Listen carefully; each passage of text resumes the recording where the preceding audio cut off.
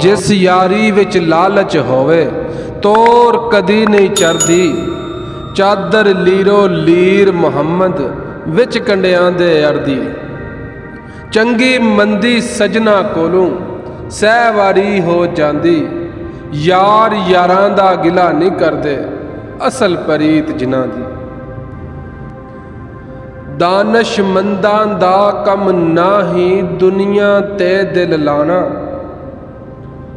इस वोटी लख हामद कीते जो कीता सो खाना। हर वेले दिल डुलिया रहिंदा मूँह रहिंदा कमलाया। हाल हकीकत पुछना उसनू जिसने यार खराया। ते चंगियां दा ते हर कोई बनदा ते तू मंदियां दा वाली।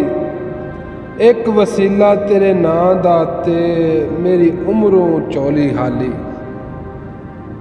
बहुती खुशी गम बराबर इस च झूठ ना जानी। सुख जांदे और रुख मुहम्मद जिन्हां नूं बहुता पानी। वली उलाते मरदे नाही करदे पर्दा पोशी। की होया जे दुनिया उत्तों टुर गए नाल खामोशी। पासे पासे चली जवानी पास न सदया यारा। साथी कौन मुहम्मद बख्शा दर्द वंडे गम हारा। मान न करियो रूप गने दा वारस कौन हुसन दा। सदा न रहन शाहां हरियां सदा न फुल चमन दा। बस कर मियां मुहम्मद बख्शा मोर कलम दा कोरा। सारी उम्र दुख नहीं मुकने वर्का रह गया थोड़ा। ए दुनिया मुसाफर हाने एक आवे एक जावे।